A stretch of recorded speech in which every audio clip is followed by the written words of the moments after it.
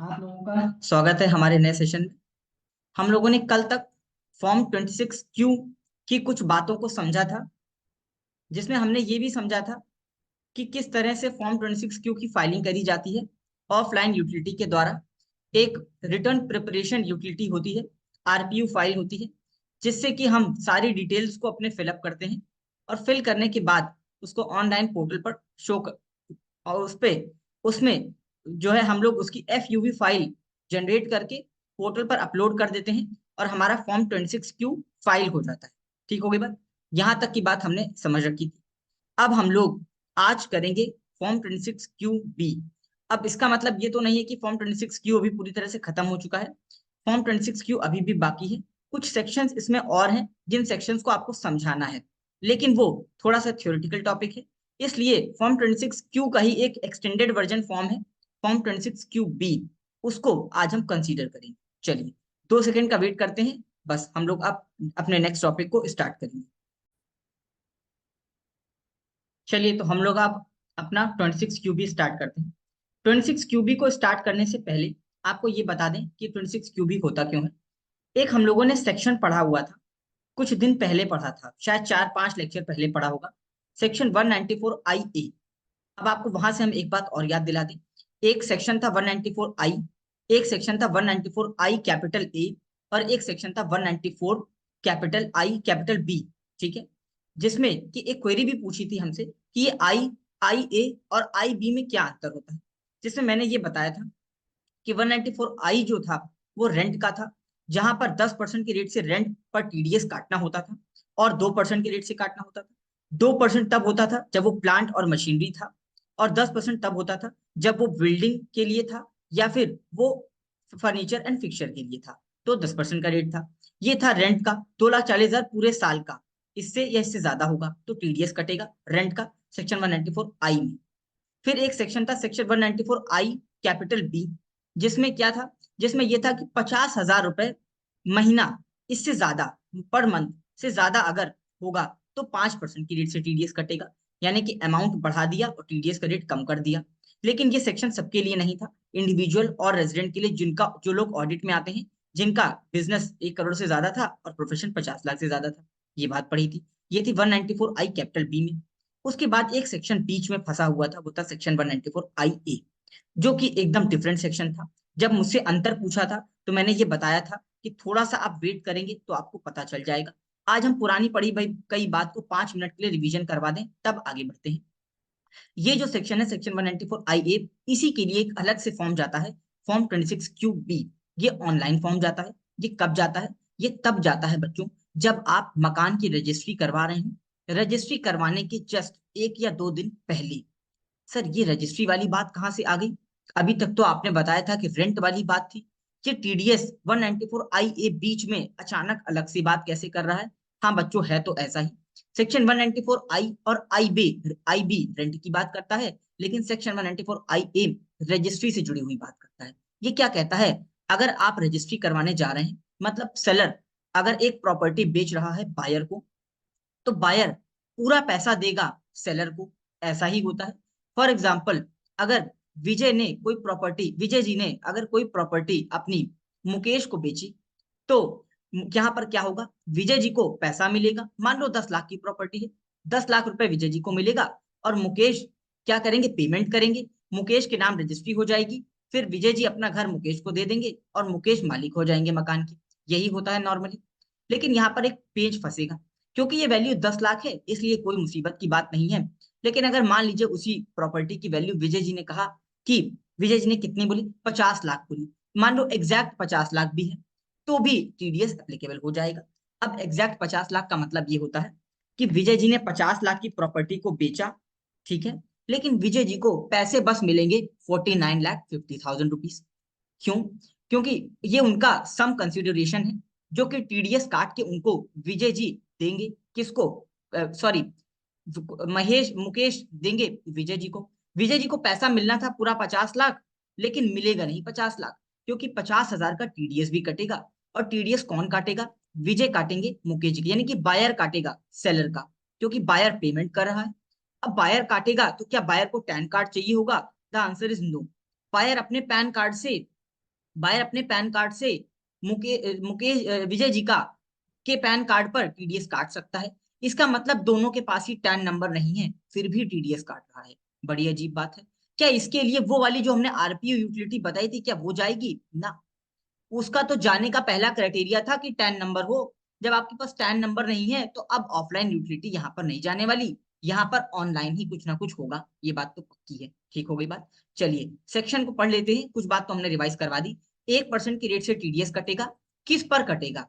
सबसे पहला तो वो अमाउंट जो कि काटा है, जो कि पेमेंट हुआ है, यानी कि 50 लाख, या फिर stamp duty value. Stamp duty value का मतलब ये होता है कि डीएम सर्कल रेट के हिसाब से आपके सिटी का जो डिस्ट्रिक्ट मजिस्ट्रेट है, उन्होंने जो रेट डिसाइड किया है, टीएम सर्कल रेट, उसके हिसाब से जो वैल्यू आ रही है, उस पर उन दोनों में से जो ज्यादा होगा उस पर 1% कटेगा। अब फॉर एग्जाम्पल जिस प्रॉपर्टी को विजय जी ने बेचा, उसका जो सर्कल रेट के हिसाब से वैल्यू आ रही थी, वो आ रही थी 48 लाख रुपीज। तो विजय जी ऐसा कह सकते हैं, क्योंकि मेरे डीएम सर्कल रेट 48 लाख है, इसलिए इस पर टीडीएस नहीं कटना चाहिए, क्योंकि ये 50 लाख से कम है।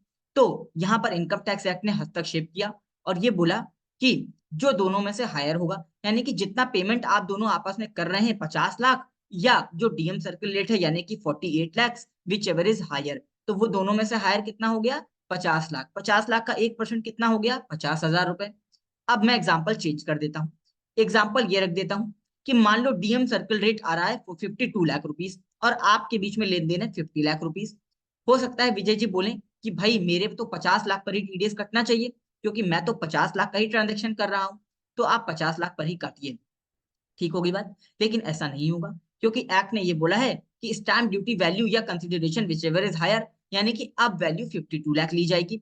और और 52 लाख पर 1%, यानी कि 52,000 रुपीज काटा जाएगा।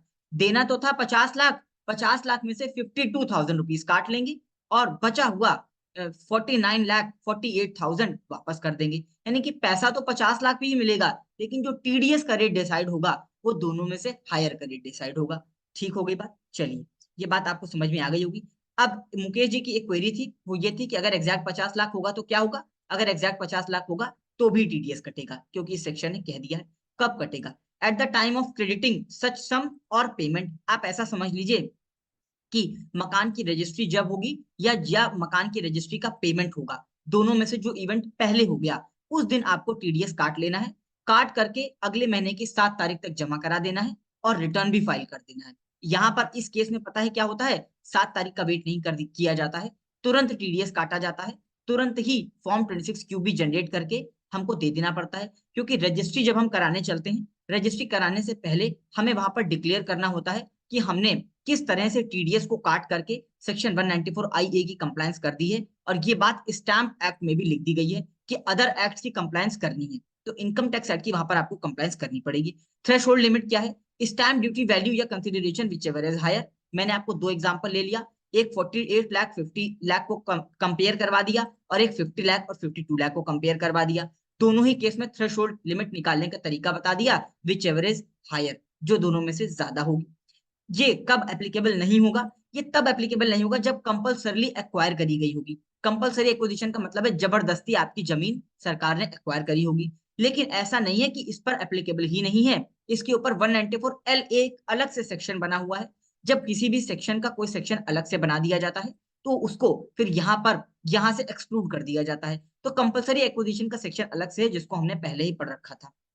ठीक है। अब इस 194 एलए में क्या लिखा हुआ है? एलए में ये लिखा हुआ है कि रूरल एग्रीकल्चर लैंड एग्जेम्प्ट है, इसलिए वहां पर टीडीएस नहीं काटेंगे। अर्बन एग्रीकल्चर लैंड अगर कोई है तो उस पर हम टीडीएस काटेंगे, उसका रेट भी सेक्शन 194 एलए में ही लिखा हुआ है। ठीक हो गई बात। तो कंपलसरी एक्विजिशन के केस में टीडीएस सेक्शन 194 आईए में नहीं कटेगा। कटेगा कहाँ? 194 एलए में। तो एलए में चढ़ के एलए की कंडीशन पढ़ेंगे, जो हम आपको बता चुके हैं। No requirement of TAN card. TAN card आपको लेने की जरूरत नहीं है, ये बात भी मैंने आपको पहले बताई।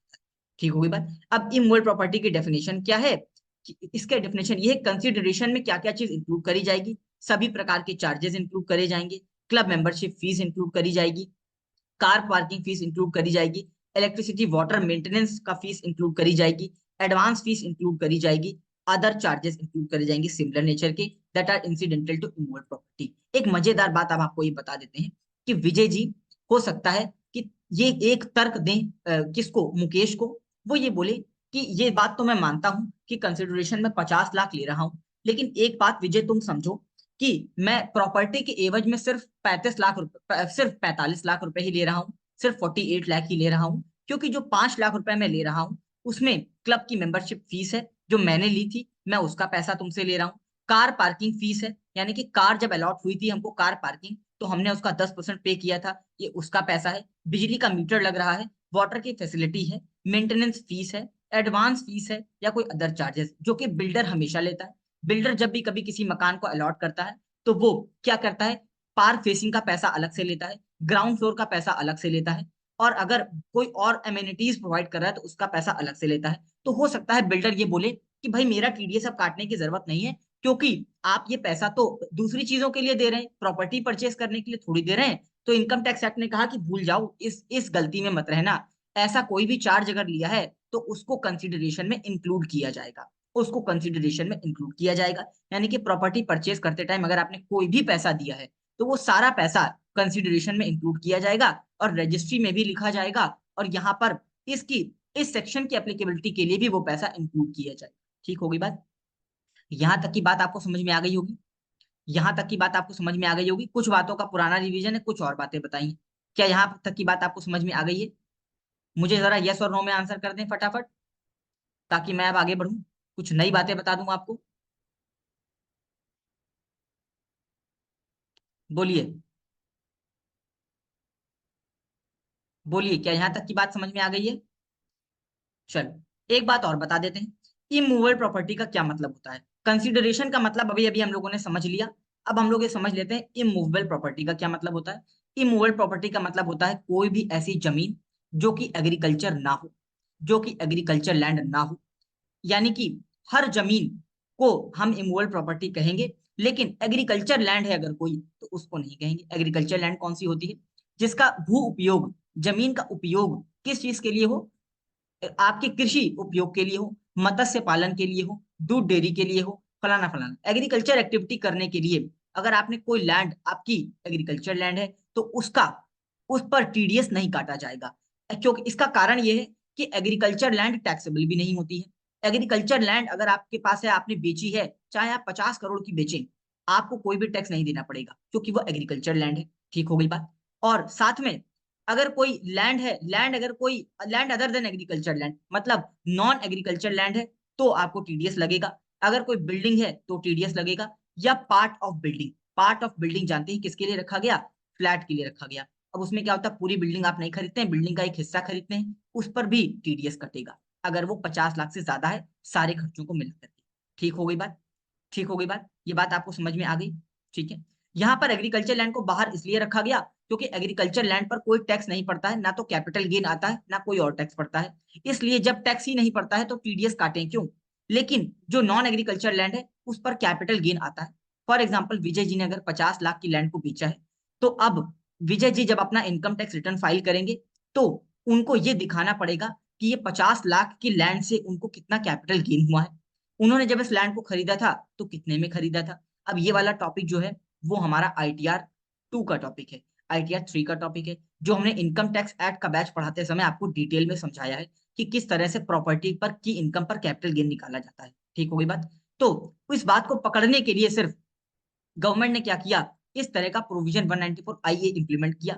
बहुत पुराना प्रोविजन नहीं है, कि गत वित्तीय वर्ष हो सकता है शायद 4 या 5 साल हुए हों जिसमें इस प्रोविजन को लाया गया है। पहले ऐसा नहीं होता था। जब तक नहीं होता था तब तक ये पता नहीं चलता था डिपार्टमेंट को कि प्रॉपर्टियां बिकी हुई हैं वाकई में। अब यहाँ पर मान लीजिए विजय जी ने अपनी प्रॉपर्टी को बेचा और उनका टीडीएस जो है मुकेश ने काट करके टीडीएस का रिटर्न फाइल कर दिया, तो अब विजय जी की यह मजबूरी होगी कि वो डिपार्टमेंट को ये बताएं कि उन्होंने इस प्रॉपर्टी 50 लाख की प्रॉपर्टी में से कितना कैपिटल गेन कमाया और उस पर बनता हुआ टैक्स भी जमा करवाएं। हालांकि 50,000 टीडीएस ऑलरेडी उनका जमा है, लेकिन अगर इसके ऊपर कोई टैक्स बनता है तो वो भी वो टैक्स जमा करवाएं। जो भी चीज है उसको वो अपने ITR में डिक्लेयर करें, चाहे इनकम है या लॉस है, कुछ भी है वो उसको अपने ITR में डिक्लेयर करें। तो यहाँ पर बेसिकली इनकम को ट्रेस करने के लिए इस तरह का प्रोविजन ऐड ऑन किया गया। अब प्रोविजन तो इतना छोटा सा ही है, लेकिन क्या वाकई में इतना छोटा सा है? अब ये इसका फॉर्म जब हम 26QB फिल करेंगे तब हम समझेंगे इनकम टैक्स के पोर्टल पर। ठीक हो गई बात? तो अब आप मेरा नेक्स्ट सेशन ज्वाइन कर लीजिए, मैंने आपकी सारी बात को यहाँ पर एक बार रिफ्रेश करवा दिया है। अब हम लोग सीधा इनकम टैक्स पोर्टल पर चलेंगे और फॉर्म 26 क्यूबी को फिल करना सीखेंगे। और सेशन स्टार्ट करने से पहले एक डाउट आया था हमारे पास, वो डाउट ये है कि क्या केस होगा अगर स्टैम्प ड्यूटी वैल्यूएशन कम होती है तो क्या करेंगे। एक बार मैं एग्जाम्पल के थ्रू आपको बता देता हूँ ताकि कोई कंफ्यूजन ना रहे। एग्जाम्पल ये है कि कंसिडरेशन 50 लाख का है, मतलब आपस में जो पैसा आप ले दे रहे हैं एक नंबर में वो 50 लाख का है। ये बात भी डिक्लेयर करना जरूरी है कि 2 नंबर के पैसे से इसका कोई लेना देना नहीं है, ठीक है। मतलब ये कंसिडरेशन ऑन रिकॉर्ड है। एक बात बड़ी इंपॉर्टेंट यहाँ पर ऐड कर दें। उसके बाद स्टैम्प ड्यूटी की वैल्यूएशन अगर 48 लाख है, ये 48 लाख कैसे निकली है? आपके स्टेट में जो रेवेन्यू एक्ट लगता है, जैसे कि हमारे यूपी में यूपी स्टैम्प एक्ट लगता है, आपके यहाँ कोई और एक्ट लग सकता है जो जो ये बताता है कि कैसे स्टैम्प ड्यूटी की वैल्यूएशन करी जाएगी। वैसे नॉर्मली डीएम सर्कल रेट से करी जाती है। हमारे यहाँ नॉर्मली डीएम सर्कल रेट होता है, डिस्ट्रिक्ट मजिस्ट्रेट जिले का एक रेट नोटिफाई करता है हर साल, उसी से निकालते हैं। वो मान लीजिए 48 लाख आई, ये रजिस्ट्री पर भी लिखी जाती है ये वैल्यू, ऐसा नहीं है कि ये कोई आपको अलग से निकालना है, ये रजिस्ट्री पर भी लिखी जाती है। इन दोनों में से जो हायर अमाउंट होगा वो अमाउंट कंसीडर करेंगे, जो कि आता है 50 लाख। तो आपका मेरा क्वेश्चन ये था, क्या सेक्शन 194 आई ए एप्लीकेबल है? द आंसर इज यस, क्योंकि दोनों में से जो ज्यादा है वो 50 लाख है और 50 लाख कंसीडर किया जाता है। अब मेरा दूसरा क्वेश्चन है, वो है रेट ऑफ टीडीएस क्या होगा, जिसके ऊपर सॉरी मेरा दूसरा क्वेश्चन है अमाउंट ऑफ टीडीएस क्या होगा। टीडीएस का अमाउंट क्या होगा जरा आप बता दीजिए मुझे। 50 लाख का 1% कितना होगा? 50,000 रुपए होगा, ये टीडीएस का अमाउंट होगा। ठीक हो गई बात। यानी कि नेट कंसिडरेशन अगर बायर को सेलर को पे करना होगा तो वो कितना होगा? वो होगा 50 lakh minus 50,000 is equal to 49,50,000। ये आपस में एक दूसरे के लोग पेमेंट करेंगे। ये है मेरा पहला एग्जाम्पल। अब मैं एग्जाम्पल अपना चेंज कर देता हूं। ये अब मेरा आ गया एग्जाम्पल नंबर 2। मैंने चेंज क्या किया? कंसिडरेशन अभी भी 50 लाख है, स्टैम्प ड्यूटी की वैल्यूएशन हमने 52 लाख कर दिया। मान लीजिए डीएम सर्कल रेट के हिसाब से 52 लाख आ रही है, तो दोनों में से हायर कितना होगा? 52 लाख रुपीज दोनों में से हायर होगा। तो क्या तब भी 94 आई ए एप्लीकेबल है? द आंसर इज यस, तब भी एप्लीकेबल है। लेकिन अमाउंट ऑफ टीडीएस क्या होगा जरा मुझे बताइए, जरा आप लोग मुझे कैलकुलेट करके बताइए अमाउंट ऑफ टीडीएस क्या होगा। जरा आप लोग मुझे कैलकुलेट करके बताइए अमाउंट ऑफ टीडीएस क्या होगा, किस पर टीडीएस कटेगा। विजय जी ने कहा 52,000 पर कटेगा, करेक्ट। 52,000 का 1% निकाला जाएगा, यानी कि 50,000 में से 52,000 माइनस कर दिया जाएगा, 49,48,000 पैसा दे दिया जाएगा।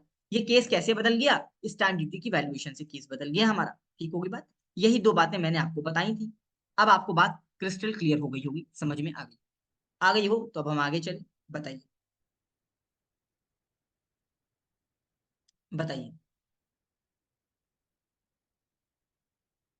आगे चलते हैं। चलिए अब हम एक और एग्जाम्पल ले लेते हैं, क्योंकि अब हमको आपको पोर्टल पर बताना है। ठीक है, एक प्रैक्टिकल एग्जाम्पल ले लेते हैं। एक हमारे पास कंपनी है एडीआर एनर्जी प्राइवेट लिमिटेड, इसी से एग्जाम्पल को कंटिन्यू करेंगे। इसको फॉर्म 26 क्यू फाइल करना है, क्योंकि क्योंकि ये बायर है। बात समझिएगा, ये बायर है और ट्रांजैक्शन कुछ ऐसा है, ADR energy private limited purchase property from CA Akash Mehrotra, इनसे इन्होंने प्रॉपर्टी परचेज करी। और बायर कौन है? बायर पहले आइडेंटिफाई कर लें, एडीआर एनर्जी प्राइवेट लिमिटेड।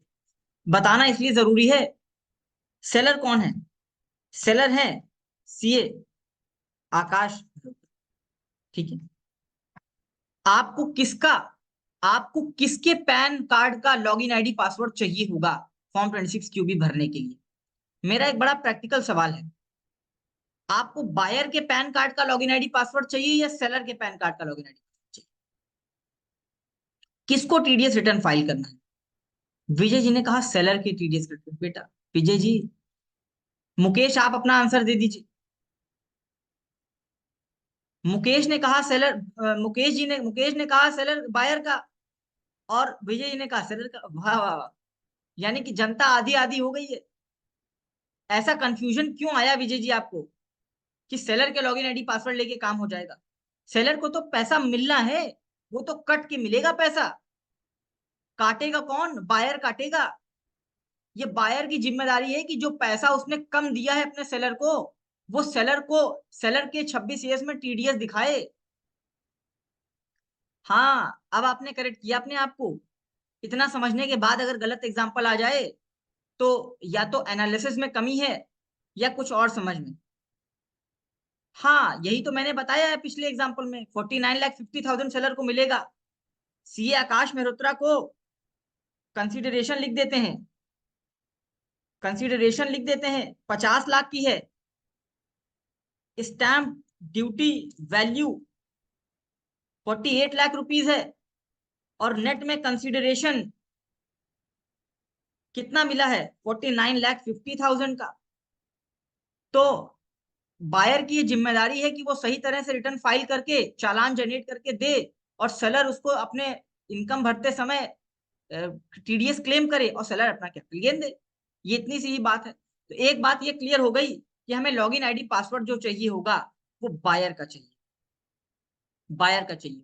ठीक है, इस बात को मैंने इसलिए क्लियर करवा दिया कि मान लीजिए कोई प्रैक्टिकली आपके यहाँ आ जाए कोई क्लाइंट और आप कहें कि जो सेलर है उसका लॉगिन आईडी पासवर्ड लिया हो तो काम हो जाएगा। उल्टा मत कर दीजिएगा, ध्यान से कंसेप्ट को समझ करके करिएगा। क्योंकि 26Q तो बायर के भी पैन पर दिखेगा, सेलर के भी पैन पर दिखेगा। ठीक है, दोनों के ही पैन पर दिखेगा। ठीक है, बात समझ लीजिएगा, ऐसा गलती मत करिएगा भाई। ठीक है, चलिए अब हम आगे चले, चलिए अब आते हैं ऑनलाइन पोर्टल। ये हमारे इनकम टैक्स पोर्टल है और ये हमारे गूगल बाबा है। ठीक है, हमने इनकम टैक्स पोर्टल ओपन किया, हमने क्या किया? लॉगिन किया।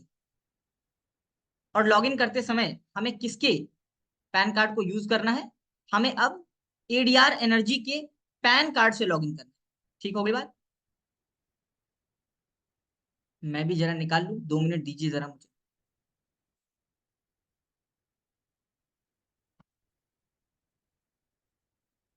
ढूंढ लेते हैं इनका पैन कार्ड कहाँ है हमारे पास, पक्का होगा तो कहीं ना कहीं मिल गया।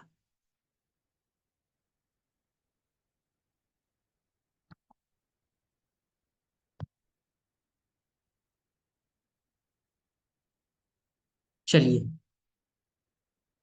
ये देखिए पैन कार्ड है, ये पैन नंबर है, ये नाम है और ये है। ठीक हो गई बात? चलिए, अब यहाँ पर जो बायर है वो एडीआर एनर्जी है। ठीक है, अब हमें इनके पैन कार्ड से लॉगिन करना है। लॉगिन करेंगे और अपना पासवर्ड डालेंगे। ठीक है, जो पासवर्ड आपने पैन कार्ड को क्रिएट करते समय बनाया होगा उसको हम यहाँ पर करेंगे। 1 मिनट बस रुकिएगा, खाली जस्ट अ मिनट।